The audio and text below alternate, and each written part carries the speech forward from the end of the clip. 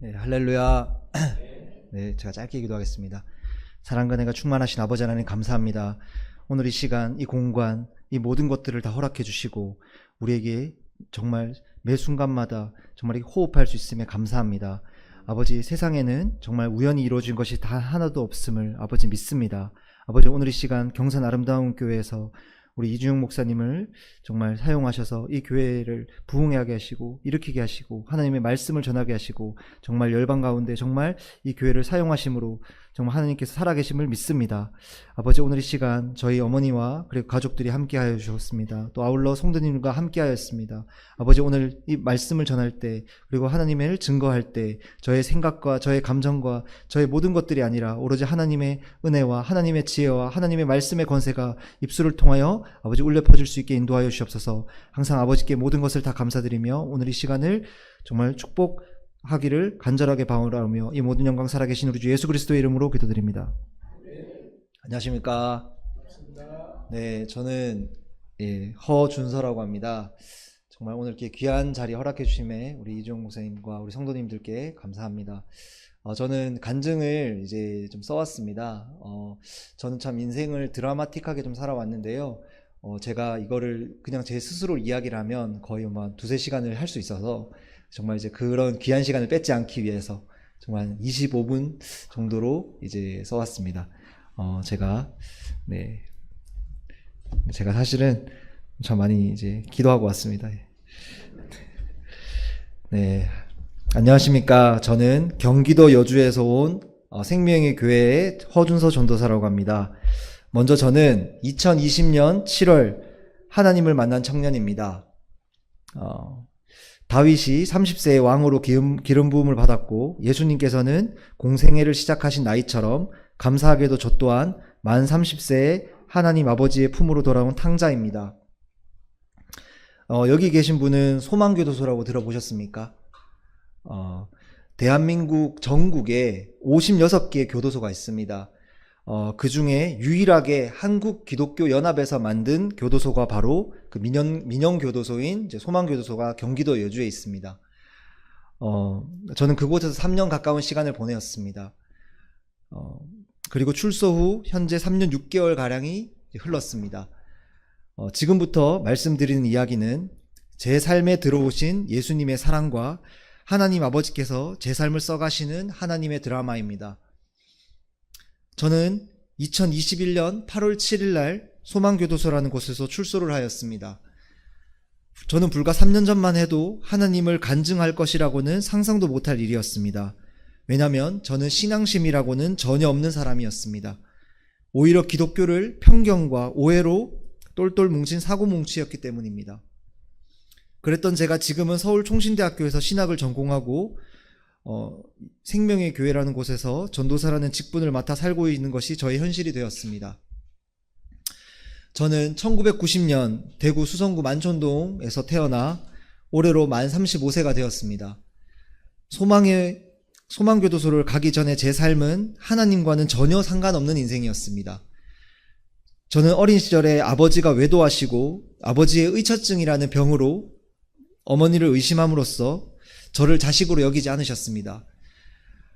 결국 어머니와 잦은 불화와 그런 폭행으로 저희 부모님은 1997년도 제가 초등학교 1학년이 되던 해에 이혼을 하셨고 어머니와 사는 동안에도 이혼을 하셨고 저는 어머니와 단둘이 살게 되었습니다. 이후 아버지는 저를 자식으로 여기지 않으셨고 어머니와 사는 동안에 저에게 한 번도 연락을 하지 않고 초등학교, 중학교, 고등학교, 군대 있을 때까지 졸업식이며 면회 한 번 오지 않으셨습니다. 그런 어머니께서는 혼자서 저를 악착같이 키우시느라 안 해본 일이 없이 매일 새벽까지 고생을 하셨습니다.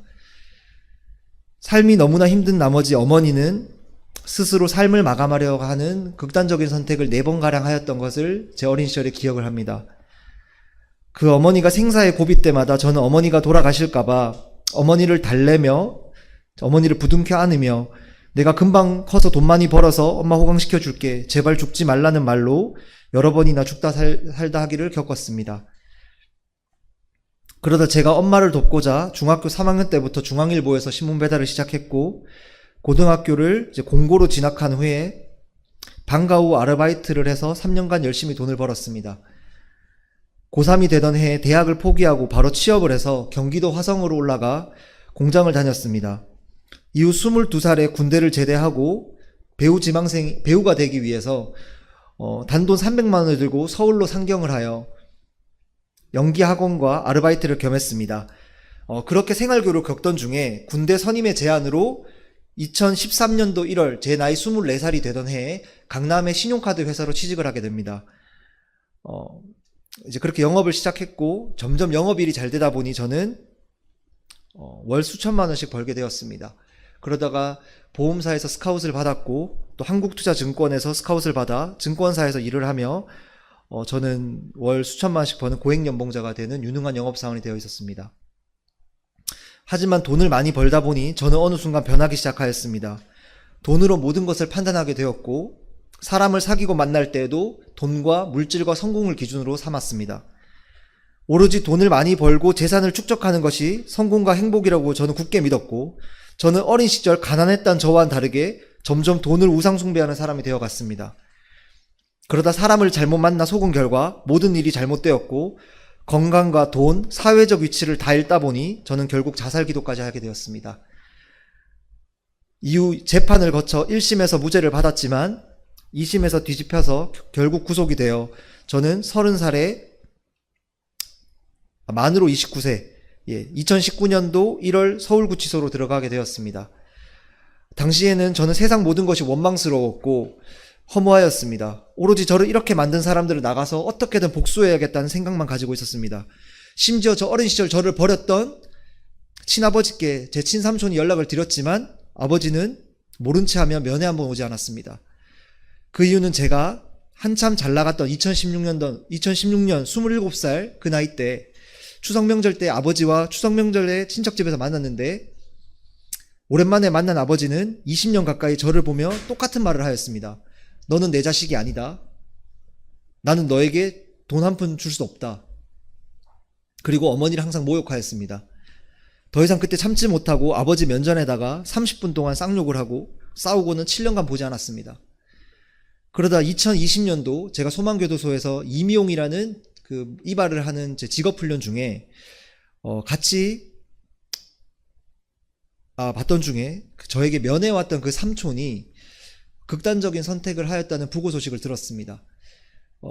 그리고 또 엄청 좌절을 하였습니다. 그 시기에 같이 직업훈련을 받던 저보다 2살 어린 남자 동생이 하나 있었는데 그 보이스피싱으로 들어온 재소자였습니다. 그 재소자가 저의 삼촌이 그렇게 죽은 것을 알면서도 평소처럼 저를 계속 장난스레 추행을 하였고 계속해서 끊임없이 괴롭혔습니다.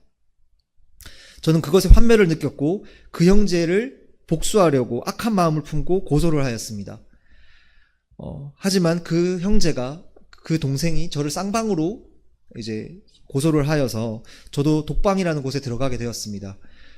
그 독방은 한 평짜리 평수에 변기가 하나 있고 정말 사방은 벽으로 막혀 있고 오로지 15시간 동안 벽만 보고 앉아 있어야 되는 그런 곳이었습니다.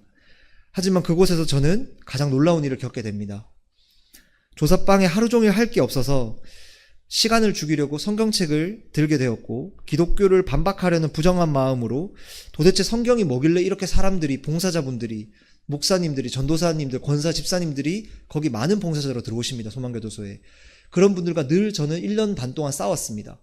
근데 이제 저에게 그때 악한 마음을 품고 제가 이 성경을 공부해서 그들에게 대적을 해야겠다라는 마음으로 성경을 하루 6시간씩 읽게 되었습니다.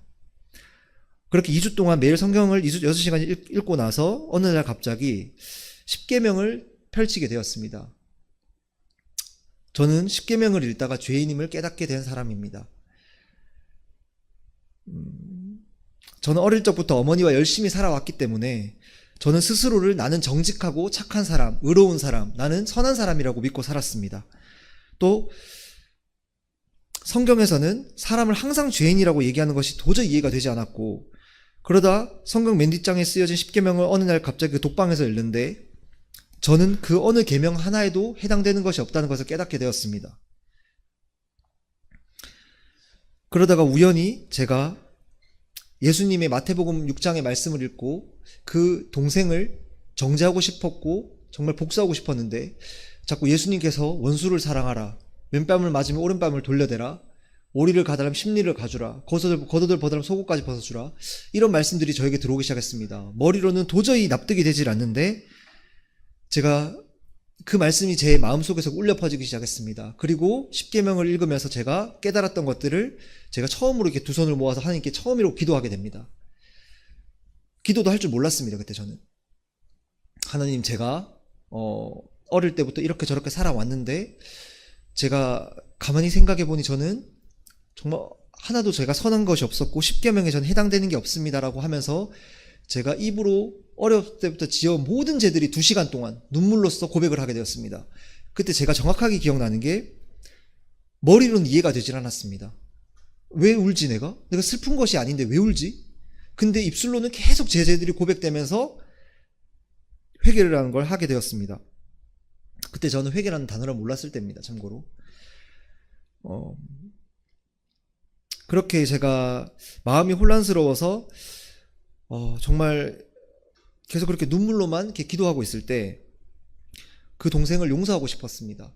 그래서 독방에 들어간 지 2주 정도 지났을 때 저를 조사했던 그 특별 경찰관에게 제가 이 사건을 전부 무마해달라고, 사건을 덮어달라고 이제 정말 빌었습니다. 그랬더니 그 경찰관님이 지금 장난치는 거냐고, 2주 동안 조사한 결과가 지금 이 정도 있는데 여기서 지금 사건을 덮는다고 하는 거는 지금 사람 갖고 노는 거 아니냐라고 하면서 저를 이제 이게 욕을 하시더라고요. 근데 제가 똑같이 얘기했습니다. 제가 이렇게 미친놈 소리 들을 수도 있는데 자꾸 성경에서 이런 말씀들이 들어옵니다라고 고백을 하였습니다.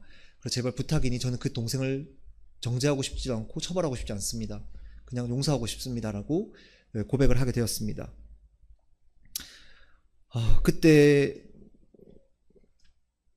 그리고 2주 뒤에 그 독방에서 이제 나오게 되었는데 저는 그 동생이 워낙 그 옆방에서 소리를 치고 저를 나가서 복수하겠다, 이제 악을 질러댔던 동생이기에 그 복도에서 마주쳤을 때 저에게 이제 달라들 줄 알았습니다. 근데 그 동생이 저에게 다가와서 저를 끌어안으면서 저에게 미안하다고 사과를 하였습니다. 참고로 그 친구는 나이는 28살인데 50대 60대 분들한테도 막말을 하고 욕을 하는 그런 좀 인성을 가진 동생이었는데 저에게 그렇게 사과를 할 거라고는 꿈에도 몰랐는데 2주 정도 지나서 제가 물어봤습니다. 너는 그때 나한테 왜 사과했냐? 이러니까 자기도 성경책을 읽었답니다. 예. 그래서 정말 하나님이 살아계심을 믿습니다. 네. 아무튼 저는 그 이후에 저는 그 소망교도소에서 전인 회복이라는 교육공과에서 이제 6개월 동안 제가 성경 교육을 받았고, 그때 만난 저희 목사님, 안일권 목사님이라는 분을 만나서 성경을 통한 상처 치유 프로그램을 받았습니다.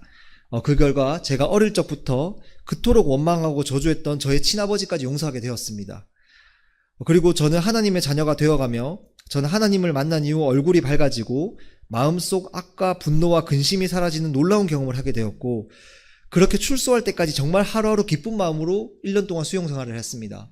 그리고 수용생활 한 2달 정도 남았을 때 어머니와 화상접견을 하는데 어머니가 저한테 그런 말을 했습니다. 아유, 이제 2달 뒤에 니 나오는데 뭐 먹고 살래? 니 이제 전과도 있고 전에 회사도 못 돌아갈 텐데 너 이제 뭐 먹고 살래? 하고 걱정을 하셨습니다.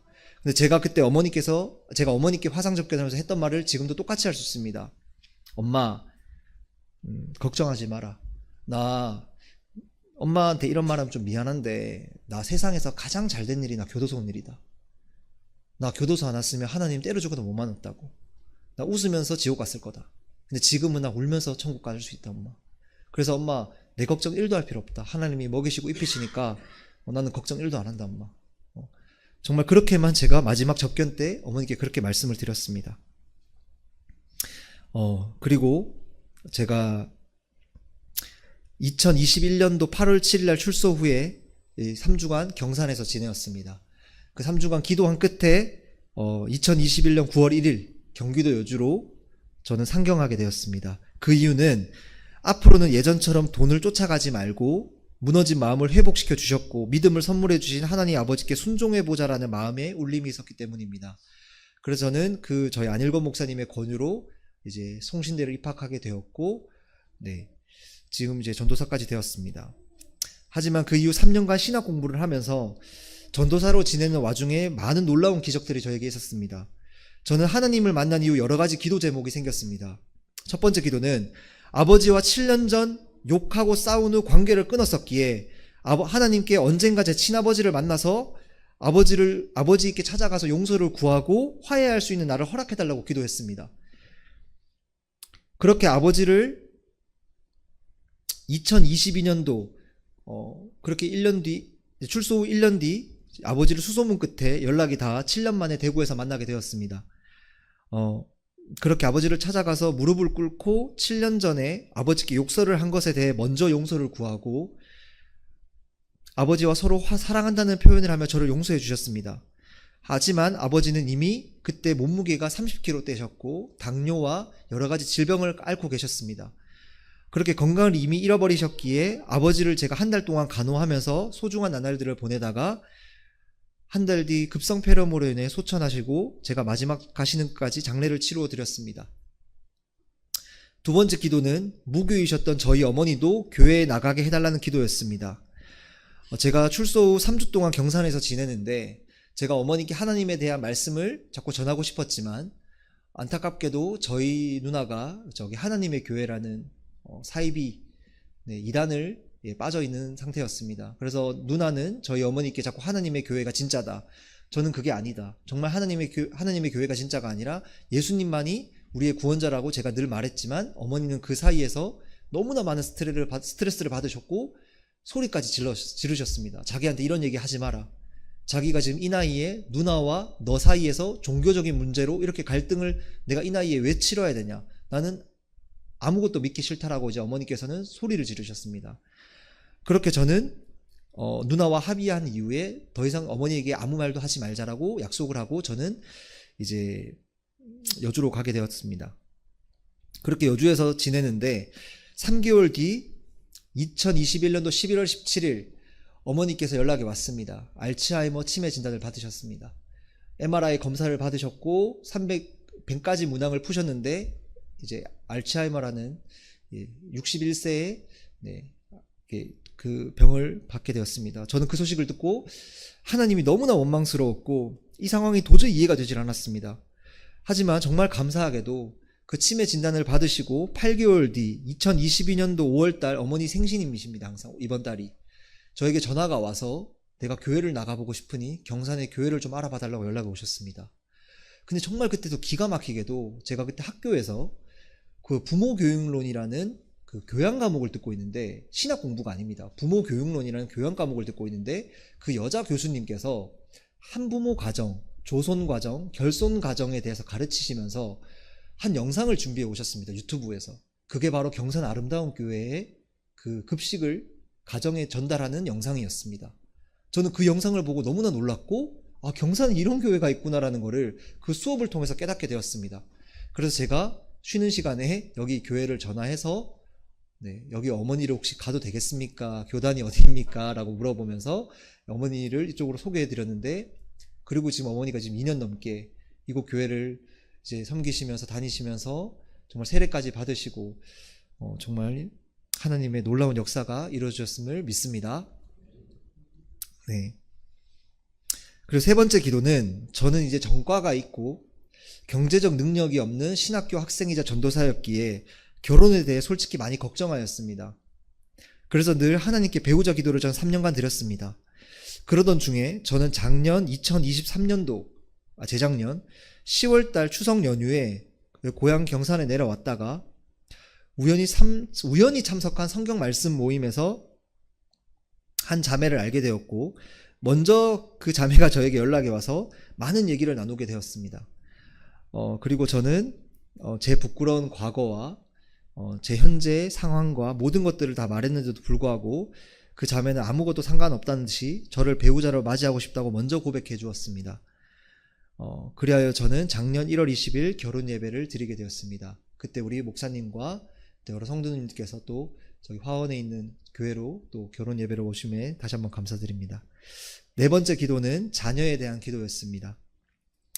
정말 기적처럼 결혼 후 한 달 만에 하나님께서 축복의 선물로 저에게 허진이라는 귀여운 딸을 주셨습니다. 그리고 그 귀한 딸을 5개월 전에 출산하게 되었습니다. 여기서 몇 가지 기도가 이루어졌다고 생각하십니까? 맞습니다. 바로 하나도 빠짐없이 다 이루어졌습니다. 이것은 제가 구상하고 계획했던 그 제 능력과는 전혀 상관없는 이야기입니다. 저는 32살에 신학을 공부하게 될지 몰랐고, 그렇게 불신했던 교회의 전도사가 될지 몰랐고, 불과 몇 년 전만 해도 누구보다 세상 사람으로 돈과 물질과 성공만을 세상에 다라고 생각했으며, 하나님과 종교는 다 사람의 필요에 의해서 만들어진 것이라고 외웠고, 성경은 이스라엘 역사와 신화라고 믿었습니다. 그리고 저는 교도소에 와서 인생이 끝났다고 여기며 앞으로 평생 분노와 증오만 남아 살아갈 뻔했던 인생을 하나님께서는 180도 바꿔놓으셨습니다. 정말 저는 세상에서 모든 것을 잃고 세상 기준에서는 가장 가지 말아야 될 곳인 교도소라는, 또 세상과 분리되고 자유가 억압된 곳이었지만, 그곳에 저는 하나님의 말씀을 듣게 되었고, 또 저는 죄인이라는 것을 깨닫게 되었고, 그렇게 불신했던 예수님의 말씀으로 정말 은혜로 말미암아 저에게 믿음을 주셨고, 저는 기도하는 사람이 되었습니다.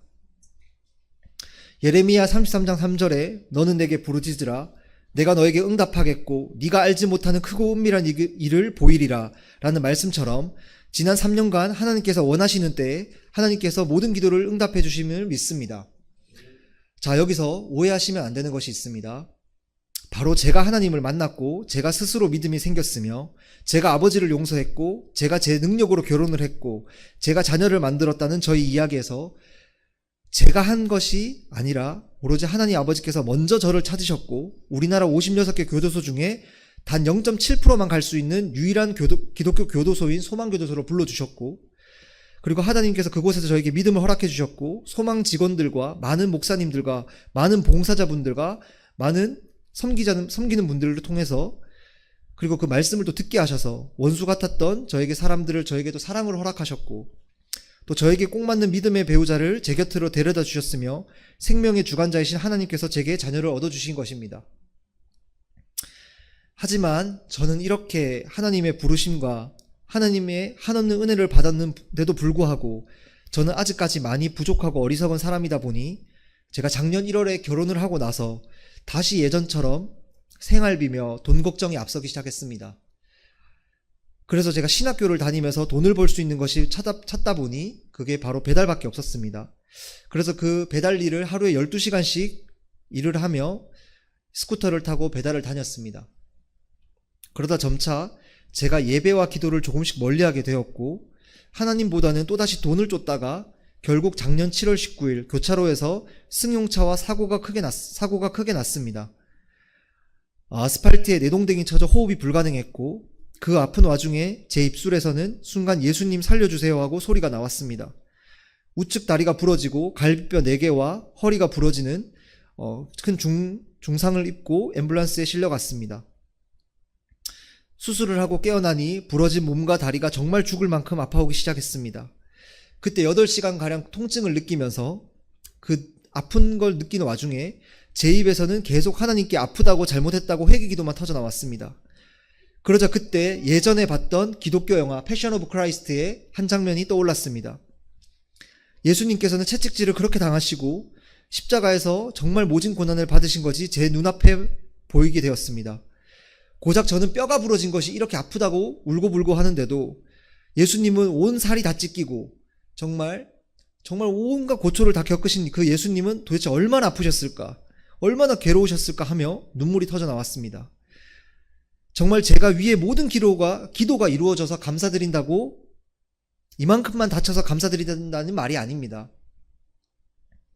제가 그때 회개하며 깨달은 것은 예수님이 받아야 할 모든 죄의 대가와 그 고난은 바로 제가 받아야 되고 우리가 받아야 되는 것인데, 예수님에 비하면 세 발의 피지만 그 고통을 조금이라도 겪어보니 예수님께서는 나의 죄를 대신해서 받으신 거구나, 아, 내 죄가 이렇게 컸구나 하고 몸소 깨달음에 다시 한번 눈물로 하나님께 기도했습니다.